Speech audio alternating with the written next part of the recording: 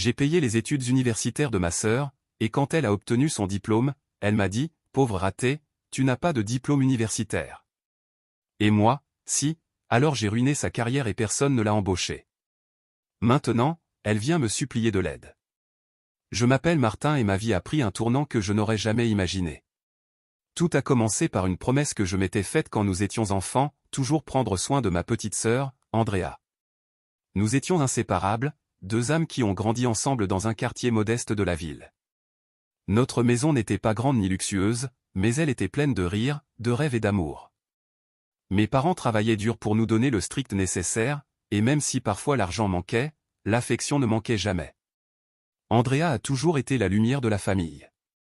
Depuis toute petite, elle avait un sourire qui illuminait tout autour d'elle. Elle était curieuse, intelligente et rêveuse. Quand elle avait environ 7 ans, elle m'a dit qu'elle voulait être dentiste.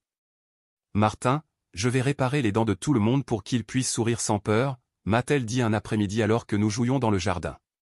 Moi, qui avais 5 ans de plus, je lui ai promis que je ferais tout pour l'aider à réaliser ce rêve. À ce moment-là, je ne savais pas ce que cette promesse signifierait pour moi, mais j'étais prêt à tout pour la voir heureuse. Nous avons grandi dans un quartier où les rêves restaient souvent des rêves. Mes parents, Rohan et Rosa, faisaient de leur mieux. Papa travaillait comme mécanicien dans un atelier et maman nettoyait des maisons. Nous n'étions pas riches, pas même de la classe moyenne, mais ils nous ont toujours appris que l'effort et l'honnêteté pouvaient ouvrir des portes. J'y croyais, et c'est pourquoi, quand j'ai terminé le lycée, j'ai décidé de ne pas aller à l'université. Non pas que je ne le voulais pas, mais parce que nous ne pouvions pas nous le permettre. Quelqu'un devait aider à la maison, et ce quelqu'un, c'était moi. À 18 ans, j'ai trouvé un travail dans une usine. C'était un emploi épuisant, 12 heures par jour, 6 jours par semaine, à charger des caisses, à opérer des machines et à transpirer sous la chaleur des hangars industriels. Le salaire n'était pas grand-chose, il suffisait à peine à couvrir mes dépenses et à aider avec les factures de la maison, mais je l'ai accepté sans hésitation. Chaque sou que je gagnais était divisé, une partie pour mes parents, une autre pour épargner, et le reste pour de petits plaisirs comme aller au cinéma de temps en temps ou m'acheter une nouvelle paire de baskets quand les vieilles ne tenaient plus. Pendant que je travaillais, Andrea continuait d'étudier. Elle était brillante, obtenait les meilleures notes et parlait toujours de son rêve de devenir dentiste. Quand elle a terminé le lycée, il a fallu décider quoi faire de son avenir. L'université était chère, surtout une bonne comme l'Université nationale, qui avait l'une des meilleures facultés de médecine dentaire du pays. Mes parents ne pouvaient pas se le permettre, et même si Andrea a essayé d'obtenir une bourse, ce n'était pas suffisant. C'est alors que j'ai pris la décision la plus importante de ma vie. Je paierai tes études universitaires, lui ai-je dit un soir pendant le dîner. Mes parents m'ont regardé avec un mélange de fierté et d'inquiétude. Andrea, les yeux brillants, s'est jetée dans mes bras. Martin, tu es le meilleur frère du monde, s'est-elle exclamée. Je ne vais pas mentir, je me suis senti comme un héros à ce moment-là, mais je savais aussi que ce ne serait pas facile. Pour tenir ma promesse, j'ai dû faire des sacrifices. Chaque mois, j'affectais une partie de mon salaire aux frais de scolarité d'Andrea, et en plus, j'ai contracté un prêt bancaire pour couvrir les paiements.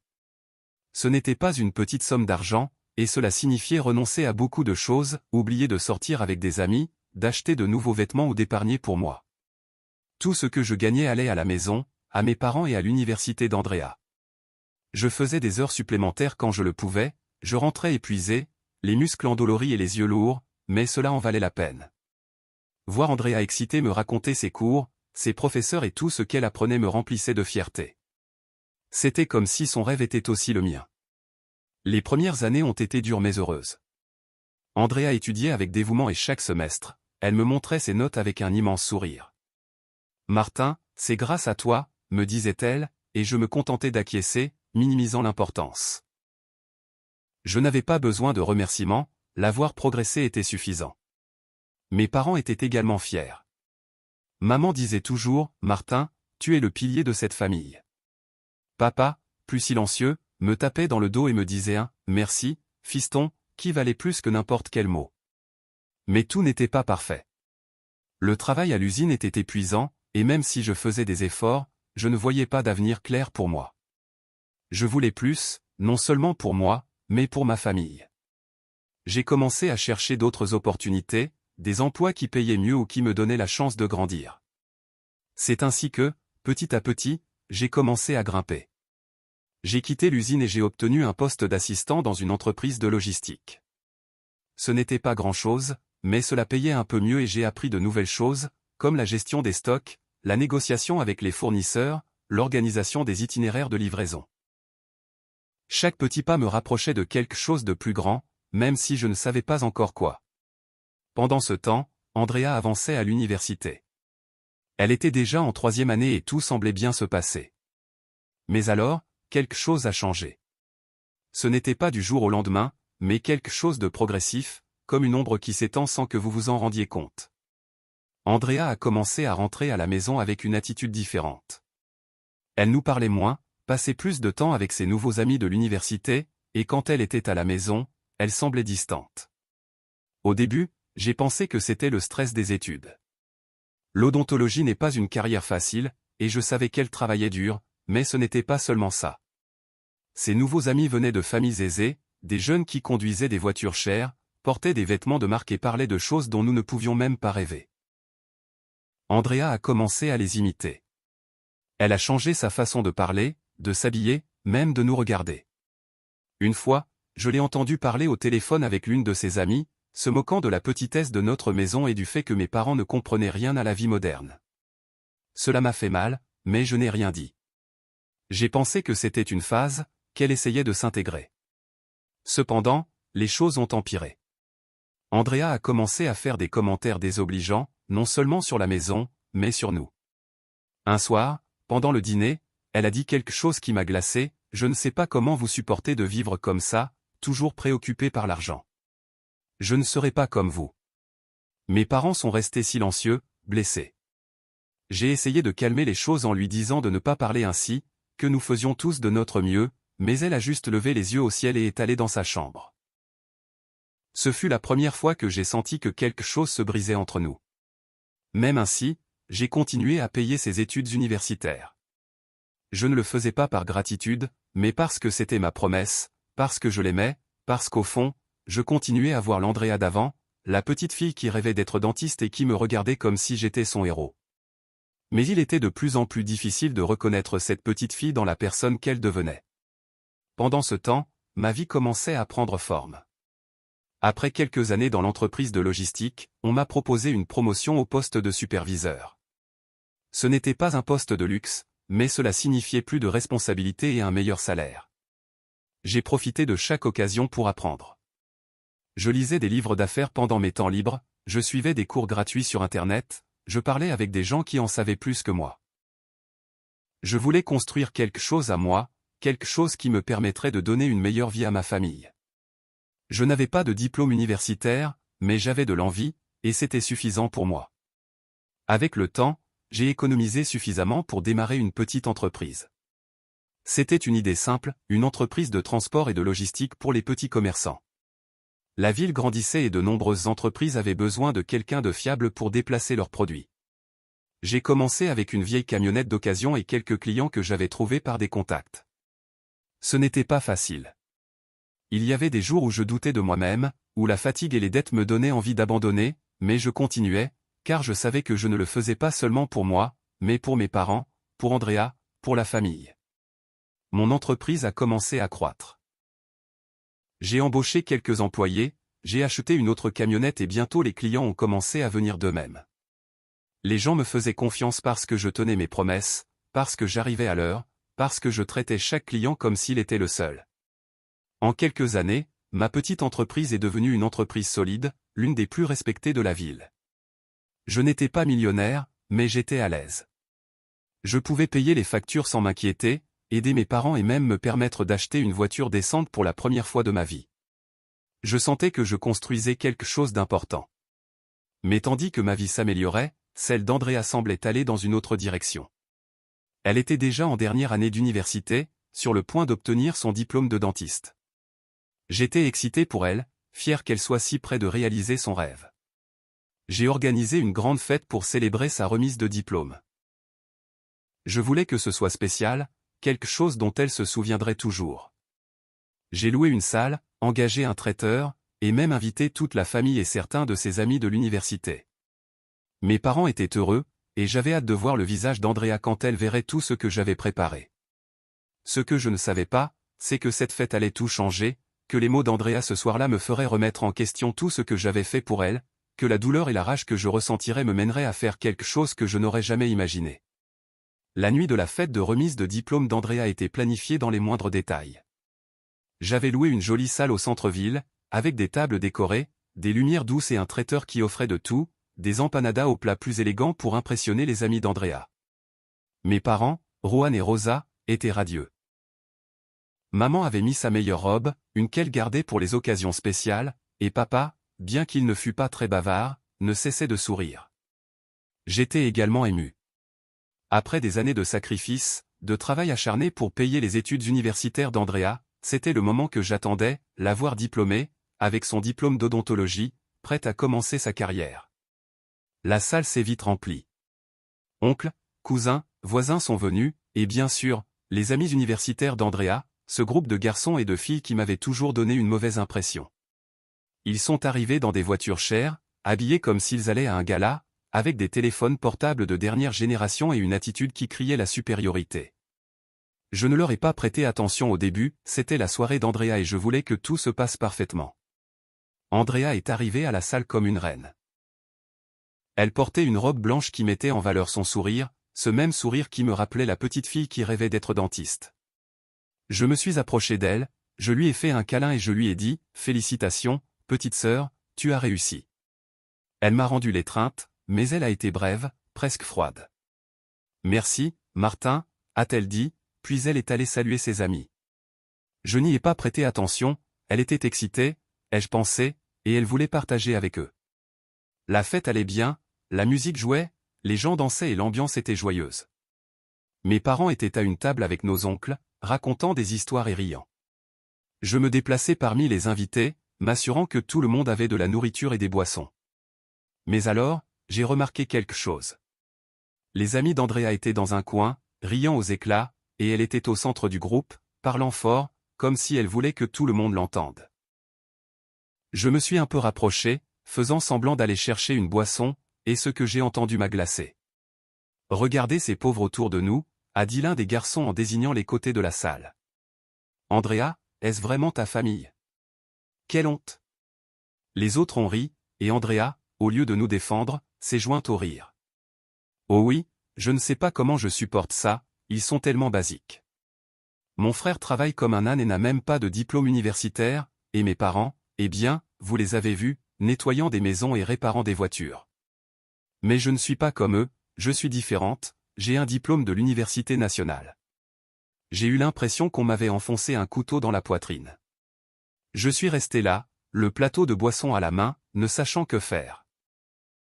J'ai voulu croire que c'était une blague, qu'Andrea ne parlait pas sérieusement, mais la façon dont elle l'a dit, avec ce mélange de mépris et d'orgueil, m'a fait réaliser qu'elle ne plaisantait pas.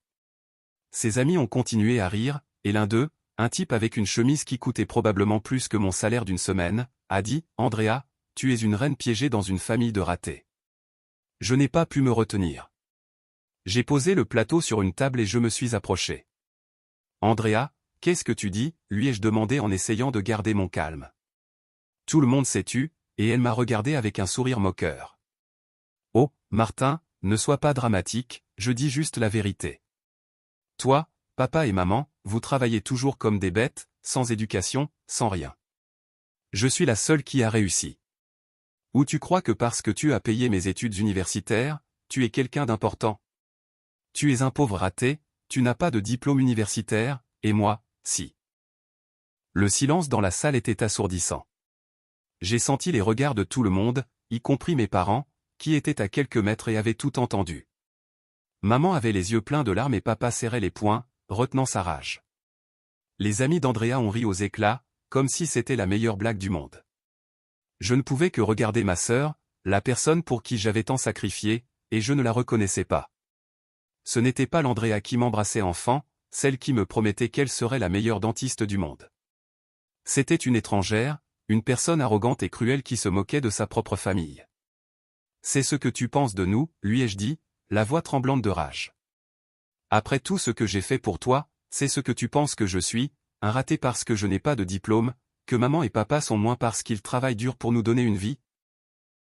Elle a levé les yeux au ciel, comme si j'étais un enfant en pleine crise. Martin, ne pleure pas, c'est la vérité. Tu n'es rien comparé à mes amis. Ils ont des carrières, des contacts, un avenir.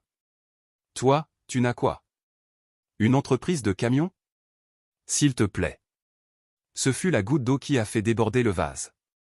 Je ne sais pas comment je n'ai pas perdu mon sang-froid à ce moment-là. J'ai voulu lui crier, lui dire que sans moi, elle n'aurait pas ce maudit diplôme, que chaque sou que j'avais payé pour ses études universitaires venait de ma sueur, de mes nuits blanches, de mes rêves sacrifiés. Mais je ne l'ai pas fait.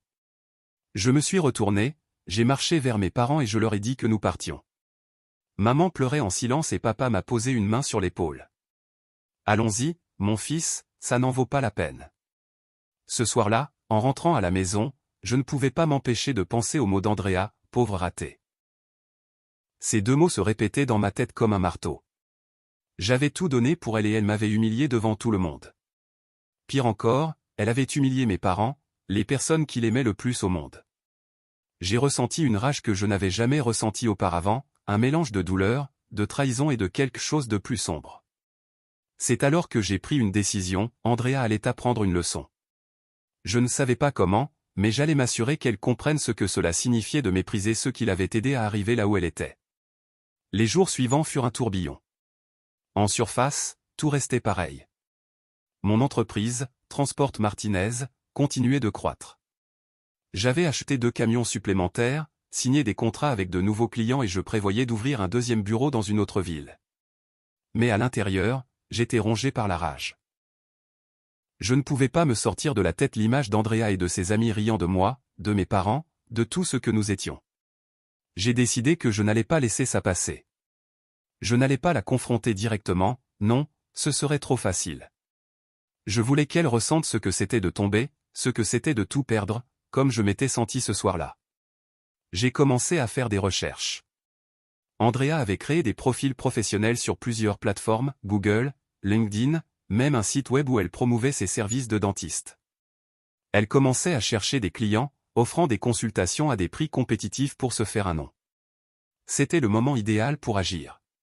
Je ne voulais pas lui faire de mal physique ou quoi que ce soit de ce genre. Je voulais que son arrogance lui revienne en boomerang, et j'avais les ressources pour le faire. J'ai contacté une entreprise qui offrait des services de marketing numérique. Ce n'était pas la première fois que je travaillais avec eux, je les avais utilisés pour améliorer la réputation en ligne de mon entreprise en obtenant des avis positifs de clients satisfaits. Mais cette fois, mon objectif était différent. Je leur ai expliqué que je voulais qu'ils créent des avis négatifs pour un profil professionnel, sans donner trop de détails. Ils n'ont pas posé beaucoup de questions, l'argent parlait de lui-même. Je leur ai donné le nom d'Andrea et les liens vers ses profils. En quelques jours, des avis ont commencé à apparaître sur sa page Google, elle m'a tordu les dents, service horrible, je ne la recommande pas, elle m'a abîmé les dents et ne s'est même pas excusée. Tout était faux, bien sûr, Andrea n'avait même pas eu son premier client. Je ne me suis pas arrêté là. Je savais que dans le monde numérique, la perception est tout. J'ai embauché 2 influenceurs locaux, de ceux qui ont des milliers de followers sur Instagram et TikTok. Je leur ai payé une bonne somme pour qu'ils enregistrent des vidéos racontant des histoires inventées sur la façon dont Andrea leur avait ruiné les dents. L'un d'eux, un gars qui faisait des vidéos de comédie, a enregistré un clip où il montrait de fausses dents tordues et jaunes, disant « Je suis allé voir le docteur Andrea Martinez et regardez ce qu'elle m'a fait. » Plus jamais. La vidéo est devenue virale en moins d'une semaine. Les commentaires étaient remplis de haine, « Quel dentiste irresponsable, elle devrait être en prison, personne n'engage cette femme. » Chaque fois que je voyais les notifications sur mon téléphone, je ressentais un mélange de satisfaction et de culpabilité. Je savais que ce que je faisais n'était pas noble, mais je ne pouvais pas m'arrêter. Andrea avait franchi une limite, et j'étais déterminé à la lui faire payer. Son profil professionnel s'enfonçait chaque jour un peu plus. Les étoiles sur Google sont tombées à une, et son site web a pratiquement disparu des résultats de recherche. Personne en ville ne voulait l'engager. Son rêve de devenir une dentiste à succès s'effondrait avant même de commencer. Un après-midi, j'ai reçu un appel. C'était Andrea. Sa voix semblait brisée, comme si elle avait pleuré. « Martin, s'il te plaît, j'ai besoin de te parler », a-t-elle dit. Je n'y arrive pas, personne ne veut m'embaucher, il y a des avis horribles sur Internet et je ne sais pas ce qui se passe. Aide-moi, s'il te plaît. L'entendre si désespéré m'a presque fait hésiter, mais alors je me suis souvenu de ces mots à la fête, de la façon dont elle avait ri de moi, de mes parents, de tout ce que nous avions fait pour elle. Andrea, tu as un diplôme universitaire, n'est-ce pas, lui ai-je répondu d'un ton froid. Tu es la réussie, débrouille-toi seule. J'ai raccroché le téléphone et j'ai senti un nœud à l'estomac, mais aussi une étrange satisfaction. Les mois suivants furent une épreuve de ma détermination. Mon entreprise continuait de croître et j'étais plus occupé que jamais, nouveaux contrats, réunions avec des clients, plans d'expansion, tout allait pour le mieux. Mais au fond de mon esprit, il y avait toujours Andrea. Non pas parce que je voulais l'aider, mais parce que je voulais m'assurer que sa leçon serait complète. Chaque critique négative, chaque commentaire cruel sur ses réseaux sociaux était un rappel que mon plan fonctionnait. Andrea continuait d'essayer de percer comme dentiste. Elle a loué un petit cabinet dans un immeuble modeste, a mis une enseigne avec son nom et a commencé à distribuer des dépliants dans la rue. Mais peu importe ses efforts, personne ne venait. Les faux avis avaient fait leur travail. Les gens voyaient son profil sur Google, lisaient des choses comme « la pire dentiste que j'ai jamais eue » ou « elle m'a coûté une fortune et m'a laissé pire » et cherchaient simplement quelqu'un d'autre. Les vidéos des influenceurs continuaient de circuler, et chaque fois que quelqu'un cherchait son nom, la première chose qu'il trouvait était une avalanche de critiques. Un soir, alors que je révisais des documents dans mon bureau, j'ai reçu un autre appel d'Andrea. Cette fois, sa voix était pure panique. « Martin, je ne sais pas quoi faire. Je n'ai pas un seul client, les factures s'accumulent et le propriétaire du cabinet me menace de m'expulser si je ne paie pas le loyer. S'il te plaît, aide-moi. » Il y avait quelque chose dans son ton qui m'a fait me souvenir de l'Andrea d'avant, la petite fille qui me faisait confiance. Mais alors, comme un éclair, j'ai de nouveau entendu ces mots à la fête, pauvre raté. J'ai senti la rage se rallumer. Andrea, n'était-ce pas toi qui disais que je n'étais rien parce que je n'ai pas de diplôme, lui ai-je dit avec un calme qui m'a même surpris. Tu es la dentiste, celle qui a réussi. Pourquoi me demandes-tu de l'aide à moi, un raté? Il y a eu un long silence de l'autre côté de la ligne. Puis, entre les sanglots, elle a dit, « Je suis désolée, Martin, je ne voulais pas dire ça. Je ne sais pas, j'avais tort. S'il te plaît, ne me laisse pas seul. » J'ai raccroché sans rien dire de plus. Je ne voulais pas entendre ses excuses, pas encore. Je n'ai plus eu de nouvelles de ma sœur pendant 2 mois. J'étais concentré sur mon travail, sur mon entreprise. Mais soudain, un jour, alors que j'étais en réunion avec un client, ma secrétaire m'a dit qu'il y avait quelqu'un qui m'attendait à la réception. C'est une femme, elle dit que c'est votre sœur, m'a-t-elle informé. Mon cœur a fait un bond. Je n'étais pas prêt à la voir, pas comme ça. Mais j'ai décidé de la confronter. Quand je suis arrivé à la réception, Andrea était là. Elle était démacrée, avec des cernes profonds et les cheveux attachés en une queue de cheval négligée. Ce n'était plus la reine arrogante de la fête. C'était l'ombre d'elle-même. « Martin, s'il te plaît, a-t-elle dit les larmes aux yeux, je ne sais pas ce que j'ai fait de mal, mais personne ne m'embauche, ma carrière est ruinée, je n'ai pas d'argent, je n'ai rien. S'il te plaît, aide-moi. » La voir ainsi, si brisée, m'a fait ressentir une pointe de culpabilité, mais je me suis aussi souvenu de tout ce qui s'était passé, de tout ce qu'elle avait dit. « Andrea, tu t'es attiré des ennuis, lui ai-je dit. Tu t'es cru meilleur que nous tous, et maintenant regarde où tu en es. Où sont tes amis riches maintenant? Où est ton diplôme universitaire dont tu te vantais tant? » Elle a baissé le regard, honteuse. « Je suis désolé, Martin. J'ai été stupide. Je n'aurais pas dû dire ces choses. Je ne sais pas ce que je pensais. S'il te plaît, donne-moi une chance. » J'ai dû fermer mon cabinet et mes amis ont cessé de me parler. Sa voix tremblait, mais je n'étais pas prêt à céder. « Débrouille-toi, Andrea, comme tu peux. » Lui ai-je dit, et j'ai demandé à ma secrétaire de l'accompagner à la sortie. Mais Andrea a refusé. « S'il te plaît, Martin, pardonne-moi. Je me suis laissé emporter par mes amis, par l'idée d'être quelqu'un d'important, mais ça n'en valait pas la peine. J'ai tout perdu, et le pire, c'est que je vous ai perdu. Donne-moi au moins un travail dans ton entreprise. Je te jure que je ferai de mon mieux. » Ces mots sonnaient sincères, mais je n'étais pas prêt à lui pardonner, pas encore.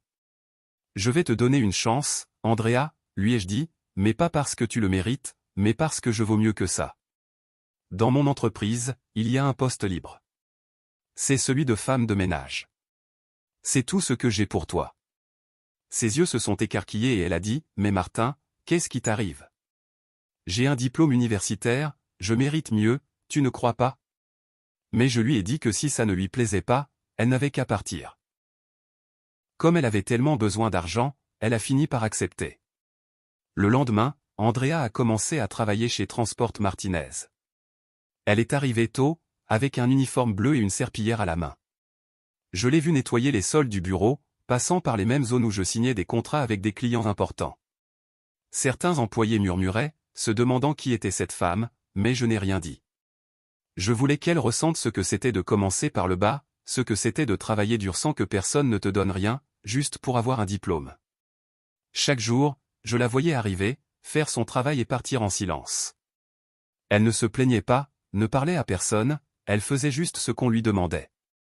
Une partie de moi voulait s'approcher, lui parler, peut-être reconstruire ce que nous avions perdu, mais une autre partie, celle qui se souvenait encore de son rire cruel, me disait que c'était ce qu'elle méritait.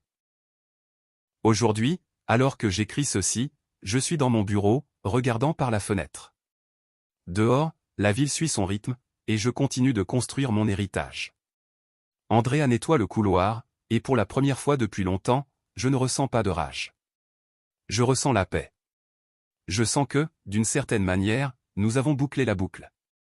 Je ne sais pas si un jour nous redeviendrons les frères et sœurs inséparables d'avant, mais tout ce que je sais, c'est que c'est fait.